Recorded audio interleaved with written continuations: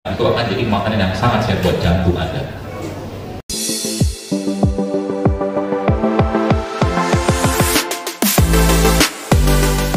Modal gini doang nih, modal apa nih?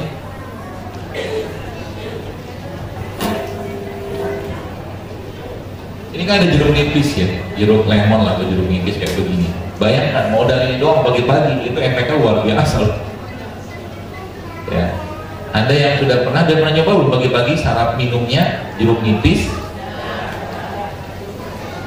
Saya cobain kan yang ini gampang begini.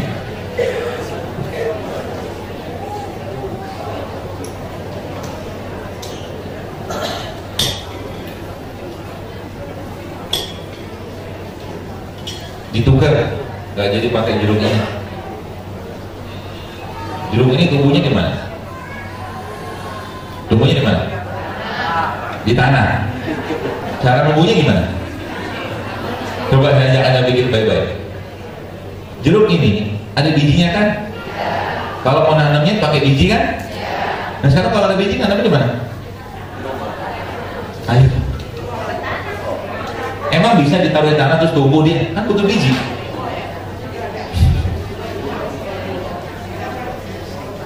Jadi kalau udah ada biji, nah ini kan ada bijinya. Jadi kalau Anda mau nanam jeruk nipis ini, Anda ambil bijinya, Anda taruh di tanah, kan gitu ceritanya. Nanti dia tumbuh. Kalau nggak ada biji, coba pikir. Makanya jangan keren-kerenan kayak zaman sekarang, cari anggur yang nggak ada biji, cari jeruk yang ada biji. Ya kalau nggak ada biji, nanamnya di mana coba? Stek, oke lah stek. Pertanyaan stek tadi asal muasal di mana coba? Kemungkinan besar dia rekayasa di crossbreeding. Kan gitu. Ya makanya kalau saya biasanya cari jeruk ya, atau suatu kalau memang mau menciptakan ada bijinya, cari yang ada bijinya. Ya. Nah kayak begini ya. Tadi saya katakan jeruk nipis tadi.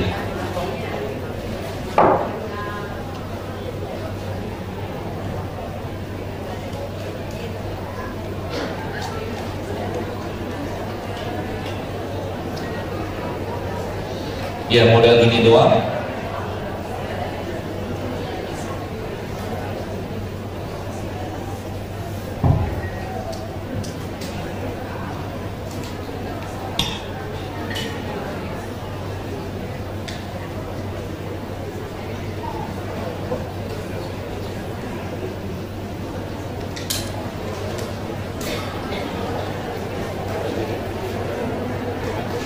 Terus kasih madu.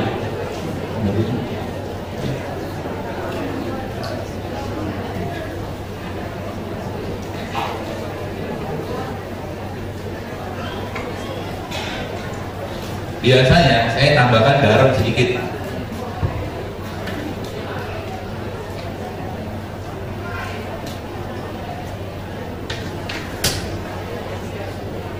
Ngaduknya biasanya pakai sendok. Karena nggak ada sendok, ini aja.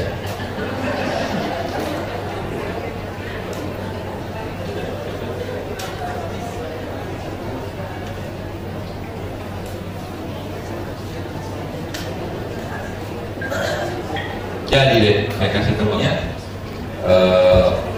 kunyit sama serai sama jeruk nipis.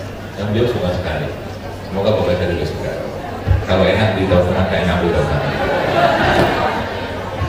Ya, atau ya kita mulai nanti ada beberapa tips-tipsnya bagus sekali yang akan saya share. Mudah-mudahan nanti bisa ada praktekan dan bisa ada buat di rumah. Atau minuman kayak begini.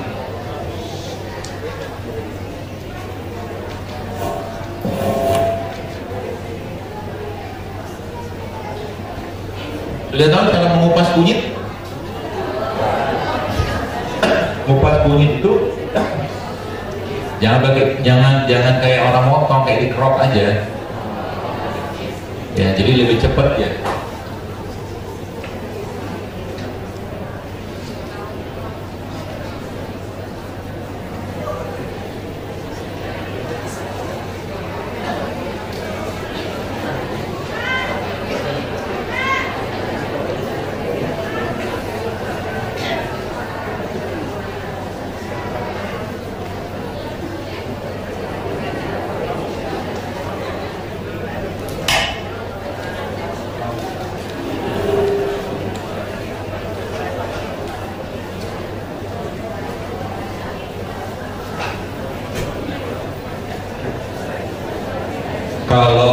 seandainya ya orang Indonesia banyak-banyak bersyukur dengan apa yang Allah ciptakan di negeri ini, itu Masya Allah sekalian.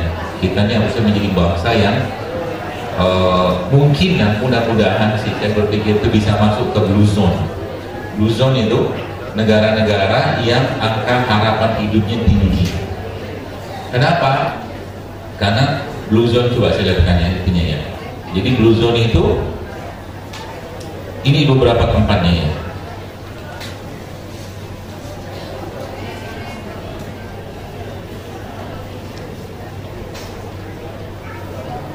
Ini salah satunya, ini daerah Nicoya Peninsula, coba lihat. Kebanyakan dari mereka ya Nicoya eat plant-based diet. Jadi mereka lebih banyak dominasi makanannya di sayur dan buah-buahan. Dan they tend to eat very little. Jadi mereka tuh cenderung sedikit sekali mengkonsumsi daging-dagingan. Islam tidak vegetarian, kita makan daging. Tapi kalau kebanyakan daging, buas kita. Buas itu maksudnya kita kan berat mencerna badan kita boleh sekalian. Apa mencerna badan. Kemudian lihat dia heavy coffee, tapi kopi-kopi yang diminum sama mereka itu kebanyakan kayak espresso atau kopi-kopi yang sifatnya tidak menggunakan gula pasir, gitu loh. Dan itu menekan rasa lapar.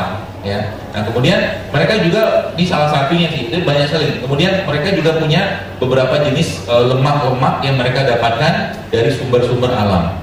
Salah satunya ini PCO.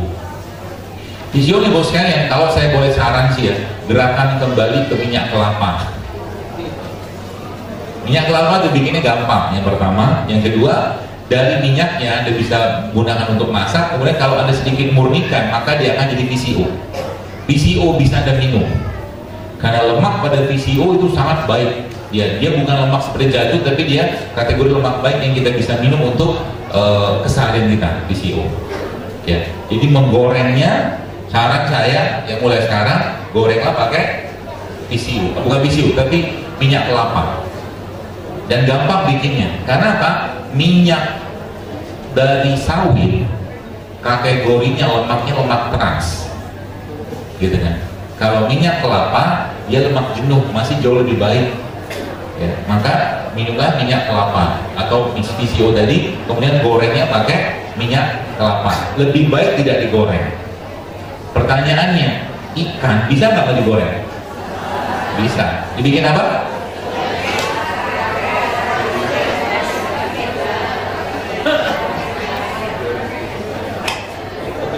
Ya, pepes bisa, kukus bisa, di pensil juga bisa. Pensil itu begini, ini saya ajarin ibu nih. Pensil itu gini Pak Bu.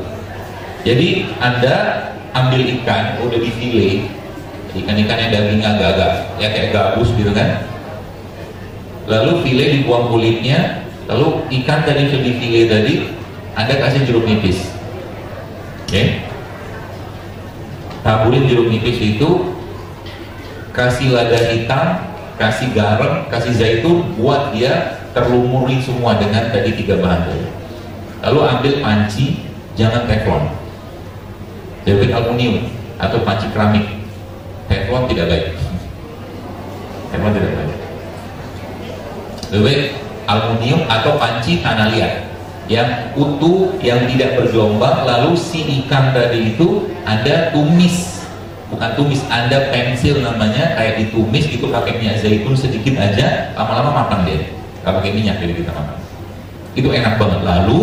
Lalunya Anda bikin pastanya. Pastanya untuk ikan tadi. Kalau ada saya buatin, tapi nggak ada. Dari apa? Dari alpukat. Alpukat Anda potong, buka, nanti bijinya Anda serut, Anda parut, buat jadi minuman. Biji alpukat jangan dibuang, dia mengandung antioksidan yang sangat tinggi. Kan luar biasa kan, Allah menciptakan itu komplit semua ya. Yang saya belum tahu tuh biji kedondong, belum ada. Kemudian alpukat tadi Anda blender, kasih jeruk nipis, kasih zaitun, kasih lada hitam, kasih garam cukupnya. kasih bumbu-bumbunya lain, lalu itu dibuat sebagai dressingnya. Jadi Anda bayangkan misalkan ini ikannya, ya ikannya kan sudah ada pensil tadi kan, taruh di sini misalkan, anggap aja ada. Di sininya pasta dari alpukat tadi.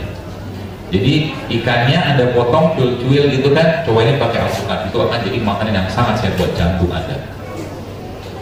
Simpel, mudah, nggak perlu banyak ribet-ribet nungguin orang goreng-goreng, gitu loh. Apalagi daerah sini kan sangat kaya dengan hasil laut ya, seperti